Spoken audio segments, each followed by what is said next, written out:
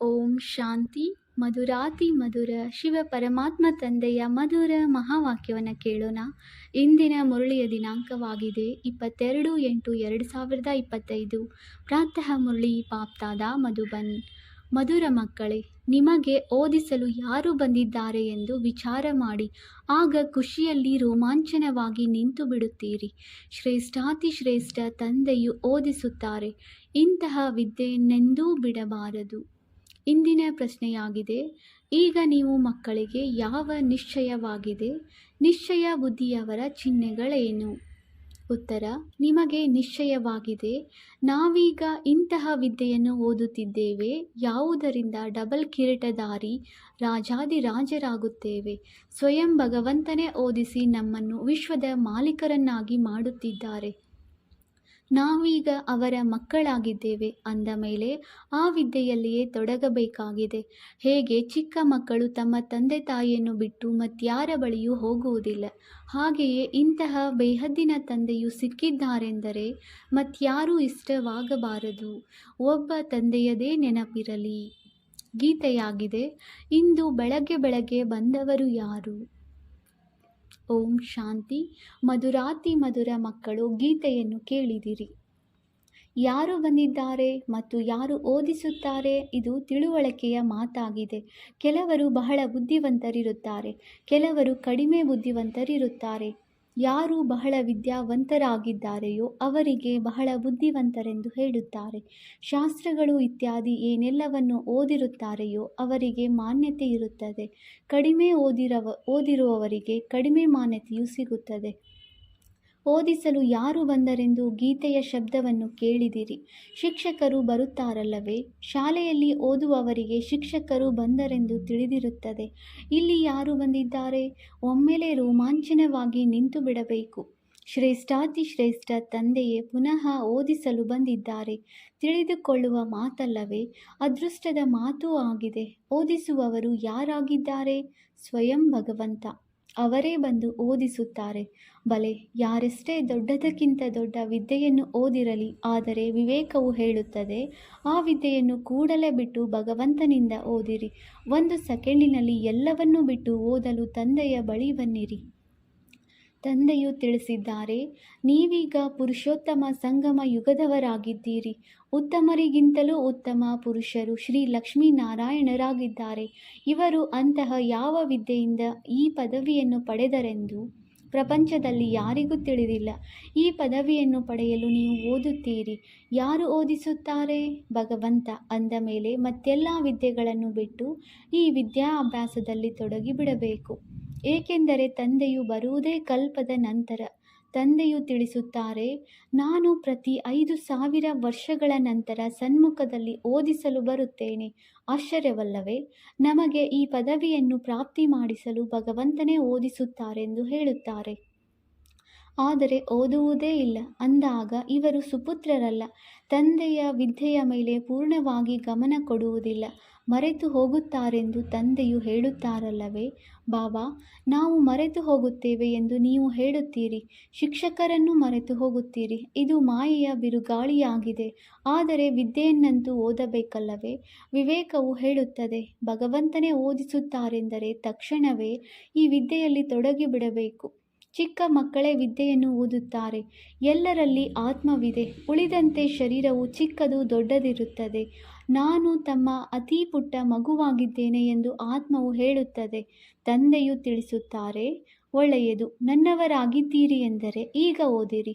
ವಿದ್ಯೆಯು ಮೊದಲನೆಯದಾಗಿದೆ. ಇದರಲ್ಲಿ ಬಹಳ ಗಮನವನ್ನಿಡಬೇಕಾಗಿದೆ.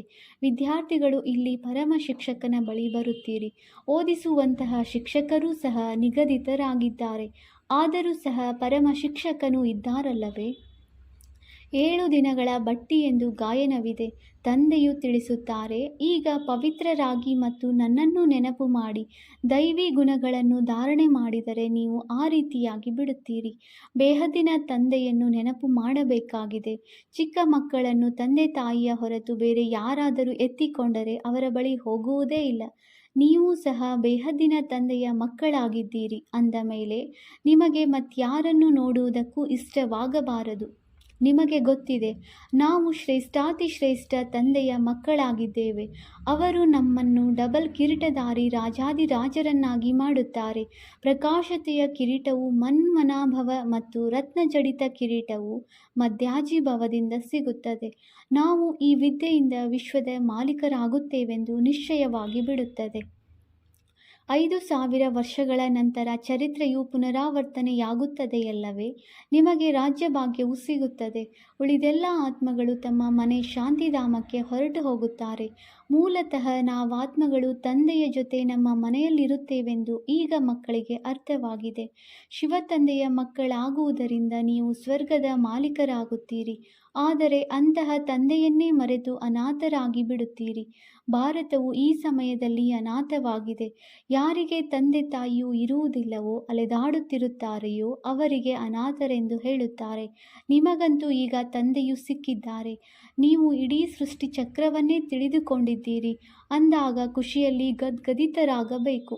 ನಾವು ಬೇಹದ್ದಿನ ತಂದೆಯ ಮಕ್ಕಳಾಗಿದ್ದೇವೆ. ಪರಮಪಿತ ಪರಮಾತ್ಮನು ಪ್ರಜಾಪಿತ ಬ್ರಹ್ಮರವರ ಮೂಲಕ ಬ್ರಾಹ್ಮಣರ ಹೊಸ ಸೃಷ್ಟಿಯನ್ನು ರಚಿಸುತ್ತಾರೆ. ಇದು ಬಹಳ ಒಳ್ಳೆಯ ತಿಳಿದುಕೊಳ್ಳುವ ಮಾತುಗಳಾಗಿವೆ. ನಿಮ್ಮ ಚಿತ್ರವೂ ಇದೆ. ವಿರಾಟ ರೂಪದ ಚಿತ್ರವನ್ನೂ ರಚಿಸಿದ್ದಾರೆ. 84 ಜನ್ಮಗಳ ಕಥೆಯನ್ನೂ ತೋರಿಸಿದ್ದಾರೆ. ನಾವೇ ದೇವತೆಗಳು, ನಂತರ ಕ್ಷತ್ರಿಯರು, ವೈಶ್ಯ, ಶೂದ್ರರಾಗುತ್ತೇವೆ.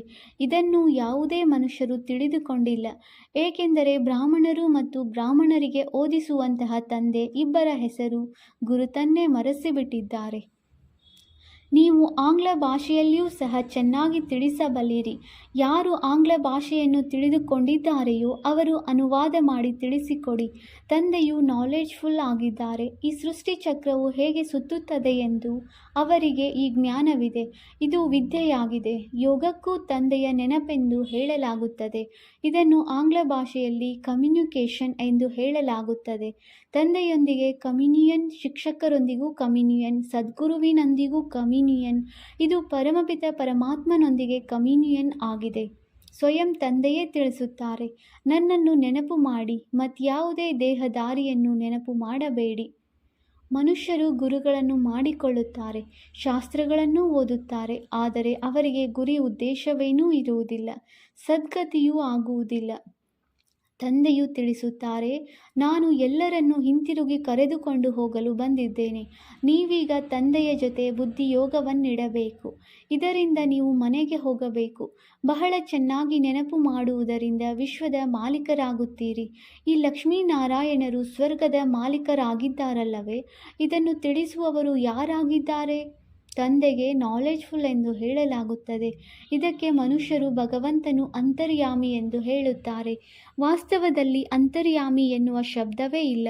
ಒಳಗೆ ಇರುವಂಥದ್ದು, ನಿವಾಸ ಮಾಡುವಂಥದ್ದು ಆತ್ಮವಾಗಿದೆ. ಆತ್ಮವು ಯಾವ ಕೆಲಸವನ್ನು ಮಾಡುತ್ತದೆ ಎಂಬುದನ್ನಂತೂ ಎಲ್ಲರೂ ತಿಳಿದುಕೊಂಡಿದ್ದಾರೆ. ಎಲ್ಲ ಮನುಷ್ಯರು ಅಂತರ್ಯಾಮಿಯಾಗಿದ್ದಾರೆ. ಆತ್ಮವೇ ಕಲಿಯುತ್ತದೆ. ತಂದೆಯು ನೀವು ಮಕ್ಕಳನ್ನು ಆತ್ಮಾಭಿಮಾನಿಗಳನ್ನಾಗಿ ಮಾಡುತ್ತಾರೆ. ನೀವಾತ್ಮಗಳು ಮೂಲವತನದ ನಿವಾಸಿಗಳಾಗಿದ್ದೀರಿ. ನೀವಾತ್ಮಗಳು ಎಷ್ಟು ಸೂಕ್ಷ್ಮವಾಗಿದ್ದೀರಿ. ಅನೇಕ ಬಾರಿ ಪಾತ್ರವನ್ನಭಿನಯಿಸಲು ಬಂದಿದ್ದೀರಿ. ತಂದೆಯು ತಿಳಿಸುತ್ತಾರೆ, ನಾನು ಬಿಂದುವಾಗಿದ್ದೇನೆ. ನನ್ನ ಪೂಜೆಯನ್ನು ಮಾಡಲು ಸಾಧ್ಯವಿಲ್ಲ. ಏಕೆ ಮಾಡುತ್ತಾರೆ? ಅವಶ್ಯಕತೆಯೇ ಇಲ್ಲ. ನಾನು ನೀವಾತ್ಮಗಳಿಗೆ ಓದಿಸಲು ಬರುತ್ತೇನೆ. ನಿಮಗೆ ರಾಜ್ಯ ಭಾಗ್ಯವನ್ನು ಕೊಡುತ್ತೇನೆ. ನಂತರ ನೀವು ರಾವಣ ರಾಜ್ಯದಲ್ಲಿ ಬಂದು ಬಿಡುತ್ತೀರಿ. ಆಗ ನನ್ನನ್ನೇ ಮರೆತು ಹೋಗುತ್ತೀರಿ. ಮೊಟ್ಟ ಮೊದಲು ಆತ್ಮವೇ ಪಾತ್ರವನ್ನು ಅಭಿನಯಿಸಲು ಬರುತ್ತದೆ. 84 ಲಕ್ಷ ಜನ್ಮಗಳನ್ನು ತೆಗೆದುಕೊಳ್ಳುತ್ತಾರೆಂದು ಮನುಷ್ಯರು ಹೇಳುತ್ತಾರೆ. ಆದರೆ ತಂದೆಯು ತಿಳಿಸುತ್ತಾರೆ, ಇರುವುದೇ ಗರಿಷ್ಠ 84 ಜನ್ಮ. ಈ ಮಾತುಗಳನ್ನು ವಿದೇಶದಲ್ಲಿ ಹೋಗಿ ತಿಳಿಸಿದರೆ, ಈ ಜ್ಞಾನವನ್ನು ನಮಗೆ ಇಲ್ಲಿ ಕುಳಿತು ಓದಿಸಿ ಎಂದು ಹೇಳುತ್ತಾರೆ. ಅಲ್ಲಿ ನಿಮಗೆ 1,000 ರೂಪಾಯಿಗಳು ಸಿಗುತ್ತವೆ. ನಾವು ನಿಮಗೆ 10 ರಿಂದ 20 ಸಾವಿರ ರೂಪಾಯಿಗಳನ್ನು ಕೊಡುತ್ತೇವೆ. ನಮಗೂ ಜ್ಞಾನವನ್ನು ತಿಳಿಸಿ ಎಂದು ಹೇಳುತ್ತಾರೆ. ಪರಮಾತ್ಮನೇ ನಾವಾತ್ಮಗಳಿಗೆ ಓದಿಸುತ್ತಾರೆ. ಆತ್ಮವೇ ವಕೀಲ ಇತ್ಯಾದಿ ಪದವಿಯನ್ನು ಪಡೆಯುತ್ತದೆ. ಬಾಕಿ ಮನುಷ್ಯರಂತೂ ಎಲ್ಲರೂ ದೇಹಾಭಿಮಾನಿಗಳಾಗಿದ್ದಾರೆ. ಯಾರಿಗೂ ಜ್ಞಾನವಿಲ್ಲ. ಬಲೆ, ದೊಡ್ಡ ದೊಡ್ಡ ತತ್ವಜ್ಞಾನಿಗಳು ಬಹಳಷ್ಟು ಮಂದಿ ಇದ್ದಾರೆ. ಆದರೆ ಯಾರಿಗೂ ಈ ಜ್ಞಾನವಿಲ್ಲ. ಭಗವಂತ ನಿರಾಕಾರನು ಓದಿಸಲು ಬರುತ್ತಾರೆ. ನಾವು ಅವರಿಂದ ಓದುತ್ತೇವೆಂಬ ಈ ಮಾತುಗಳನ್ನು ಕೇಳಿ ಚಕಿತರಾಗಿ ಬಿಡುತ್ತಾರೆ. ಈ ಮಾತುಗಳನ್ನು ಎಂದೂ ಕೇಳಿಯೂ ಇರುವುದಿಲ್ಲ. ಒಬ್ಬ ತಂದೆಗೆ ಮುಕ್ತಿದಾತ ಮಾರ್ಗದರ್ಶಕನೆಂದು ಹೇಳುತ್ತೀರಿ. ಯಾವಾಗ ಅವರೇ ಮುಕ್ತಿದಾತನೆಂದ ಮೇಲೆ ಮತ್ತೆ ಕ್ರೈಸ್ತನು ಏಕೆ ನೆನಪು ಮಾಡುತ್ತೀರಿ? ಕ್ರೈಸ್ತನನ್ನು ಏಕೆ ನೆನಪು ಮಾಡುತ್ತೀರಿ? ಈ ಮಾತುಗಳನ್ನು ಚೆನ್ನಾಗಿ ತಿಳಿಸಿದ್ದೇ ಆದರೆ ಅವರು ಚಕಿತರಾಗಿ ಬಿಡುತ್ತಾರೆ.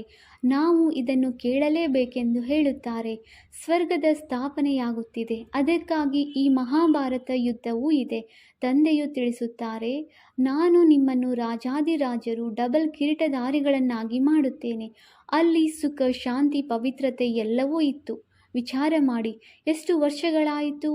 ಕ್ರಿಸ್ತನಿಗಿಂತ 3,000 ವರ್ಷಗಳ ಮೊದಲು ಇವರ ಇತ್ತಲ್ಲವೇ? ಇದಂತೂ ಆಧ್ಯಾತ್ಮಿಕ ಜ್ಞಾನವಾಗಿದೆ ಎಂದು ಹೇಳುತ್ತಾರೆ. ಇವರು ಡೈರೆಕ್ಟ್ ಆ ಪರಮಪಿತ ಪರಮಾತ್ಮನ ಮಗನಾಗಿದ್ದಾರೆ. ಅವರಿಂದ ರಾಜಯೋಗವನ್ನು ಕಲಿಯುತ್ತಿದ್ದಾರೆ. ವಿಶ್ವದ ಚರಿತ್ರೆ, ಭೂಗೋಳವು ಹೇಗೆ ಪುನರಾವರ್ತನೆಯಾಗುತ್ತದೆ, ಇದೆಲ್ಲವೂ ಜ್ಞಾನವಾಗಿದೆ. ನಾವಾತ್ಮಗಳಲ್ಲಿ 84 ಜನ್ಮಗಳ ಪಾತ್ರವು ಅಡಕವಾಗಿದೆ. ಈ ಯೋಗದ ಶಕ್ತಿಯಿಂದ ಆತ್ಮವು ಸತೋಪ್ರಧಾನ ಪ್ರಪಂಚದಲ್ಲಿ ಹೊರಟು ಹೋಗುವುದು. ಅದಕ್ಕಾಗಿ ರಾಜ್ಯವೂ ಬೇಕಲ್ಲವೇ?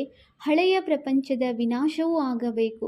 ಅದು ಸನ್ಮುಖದಲ್ಲಿಯೇ ನಿಂತಿದೆ. ಮತ್ತೆ ಒಂದು ಧರ್ಮದ ರಾಜ್ಯವಿರುವುದು. ಈಗ ಇದು ಪಾಪಾತ್ಮರ ಪ್ರಪಂಚವಲ್ಲವೇ? ನೀವೀಗ ಪಾವನರಾಗುತ್ತಿದ್ದೀರಿ. ತಿಳಿಸಿ, ಈ ನೆನಪಿನ ಬಲದಿಂದ ನಾವು ಪವಿತ್ರರಾಗುತ್ತೇವೆ. ಮತ್ತೆಲ್ಲದರ ವಿನಾಶವಾಗಿ ಬಿಡುತ್ತದೆ. ಪ್ರಾಕೃತಿಕ ವಿಕೋಪಗಳು ಸಹ ಆಗಲಿವೆ. ನಾವು ಇದನ್ನು ರಿಯಲೈಸ್ ಮಾಡಿದ್ದೇವೆ ಮತ್ತು ದಿವ್ಯ ದೃಷ್ಟಿಯಿಂದಲೂ ನೋಡಿದ್ದೇವೆ. ಇದೆಲ್ಲವೂ ಸಮಾಪ್ತಿಯಾಗುವುದಿದೆ. ತಂದೆಯು ದೈವಿ ಪ್ರಪಂಚದ ಸ್ಥಾಪನೆ ಮಾಡಲು ಬಂದಿದ್ದಾರೆ.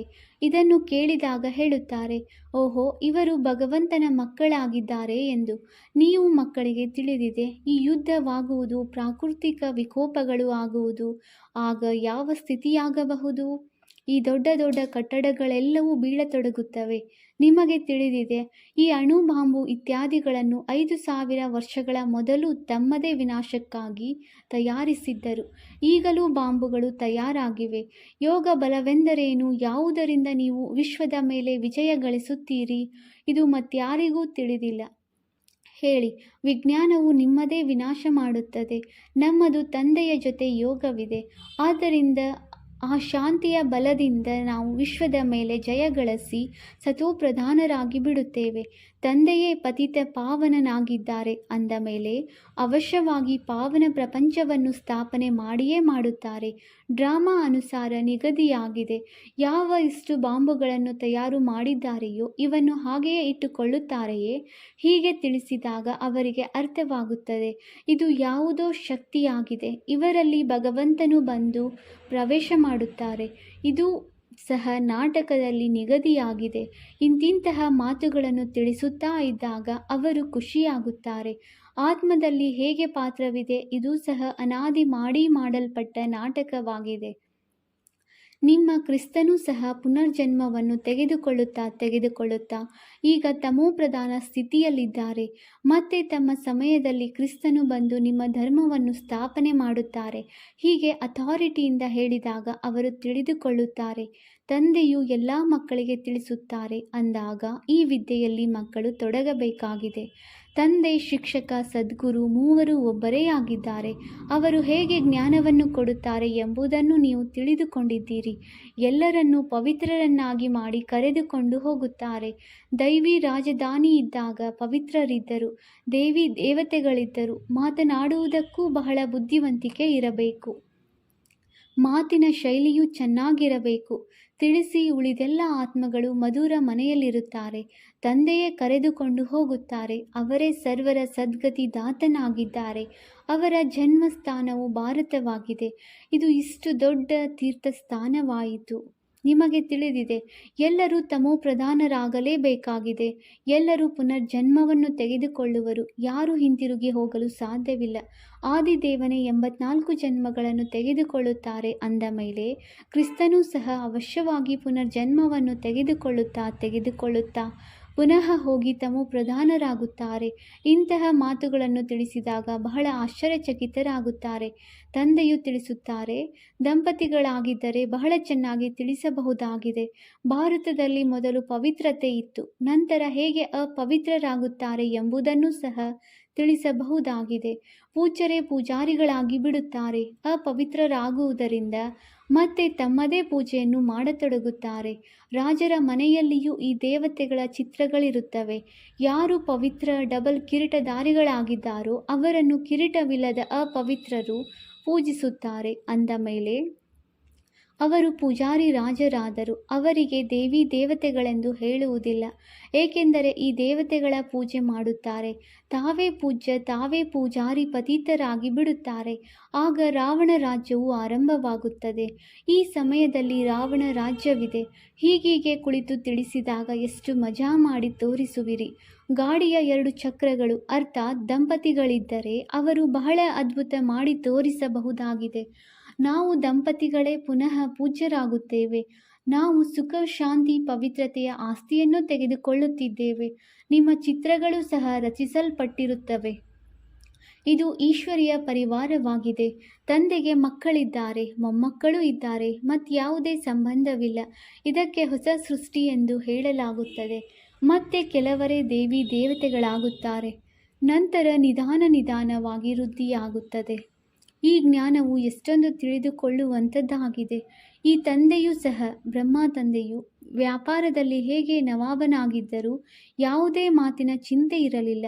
ಯಾವಾಗ ಈ ವಿದ್ಯೆಯನ್ನು ತಂದೆಯೇ ಓದಿಸುತ್ತಾರೆ, ವಿನಾಶವು ಸನ್ಮುಖದಲ್ಲಿ ನಿಂತಿದೆ ಎಂಬುದು ಅರ್ಥವಾದಾಗ ತಕ್ಷಣ ಎಲ್ಲವನ್ನೂ ಬಿಟ್ಟು ಬಿಟ್ಟರು. ನಮಗೆ ರಾಜ್ಯ ಭಾಗ್ಯವೇ ಸಿಗುತ್ತದೆ ಎಂದ ಮೇಲೆ ಈ ಗುಲಾಮಿತನವನ್ನು ಮಾಡುವುದು ಎಂದು ತಿಳಿದುಕೊಂಡರು. ನೀವು ಸಹ ತಿಳಿದುಕೊಂಡಿದ್ದೀರಿ. ಭಗವಂತನೇ ಓದಿಸುತ್ತಾರೆ. ಇದನ್ನಂತೂ ಪೂರ್ಣ ರೀತಿಯಲ್ಲಿ ಓದಬೇಕಲ್ಲವೇ? ಅವರ ಮತದನುಸಾರ ನಡೆಯಬೇಕು. ತಂದೆಯು ತಿಳಿಸುತ್ತಾರೆ, ತಮ್ಮನ್ನು ಆತ್ಮನೆಂದು ತಿಳಿದು ತಂದೆಯನ್ನು ನೆನಪು ಮಾಡಿ. ನೀವು ತಂದೆಯನ್ನೇ ಮರೆತು ಹೋಗುತ್ತೀರಿ. ನಾಚಿಕೆಯಾಗುವುದಿಲ್ಲವೇ? ಆ ನಶೆಯು ಏರುವುದಿಲ್ಲವೇ? ಇಲ್ಲಿಂದ ಬಹಳ ಚೆನ್ನಾಗಿ ರಿಫ್ರೆಶ್ ಆಗಿ ಹೋಗುತ್ತಾರೆ. ಮತ್ತೆ ಅಲ್ಲಿ ಹೋಗಿ ಸೋಡಾ ವಾಟರ್ ಆಗಿ ಬಿಡುತ್ತಾರೆ. ಈಗ ನೀವು ಮಕ್ಕಳು ಹಳ್ಳಿಯಲ್ಲಿ ಸರ್ವಿಸ್ ಮಾಡುವ ಪುರುಷಾರ್ಥ ಮಾಡುತ್ತೀರಿ. ತಂದೆಯು ತಿಳಿಸುತ್ತಾರೆ, ಮೊಟ್ಟ ಮೊದಲು ಇದನ್ನು ತಿಳಿಸಿ, ಆತ್ಮಗಳ ತಂದೆ ಯಾರಾಗಿದ್ದಾರೆ? ಭಗವಂತನಂತೂ ನಿರಾಕಾರನೇ ಆಗಿದ್ದಾರೆ. ಅವರೇ ಈ ಪತಿತ ಪ್ರಪಂಚವನ್ನು ಪಾವನವನ್ನಾಗಿ ಮಾಡುತ್ತಾರೆ. ಒಳ್ಳೆಯದು. ಮಧುರಾತಿ ಮಧುರ. ಅಗಲಿ ಹೋಗಿ ಮರಳಿ ಸಿಕ್ಕಿರುವ ಮಕ್ಕಳ ಪ್ರತಿ ಮಾತಾಪಿತ ಬಾಪ್ದಾದಾರವರ ನೆನಪು, ಪ್ರೀತಿ ಹಾಗೂ ಸುಪ್ರಭಾತ. ಆತ್ಮಿಕ ಮಕ್ಕಳಿಗೆ ಆತ್ಮಿಕ ತಂದೆಯ ನಮಸ್ತೆ. ನಾವು ಆತ್ಮೀಯ ಮಕ್ಕಳಿಂದ ಆತ್ಮೀಯ ತಂದೆಗೆ ನೆನಪು, ಪ್ರೀತಿ ಹಾಗೂ ನಮಸ್ತೆ ನಮಸ್ತೆ ನಮಸ್ತೆ.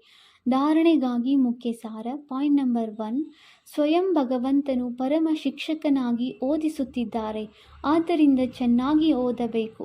ಅವರ ಮತದಂತೆ ನಡೆಯಬೇಕಾಗಿದೆ. Point number 2.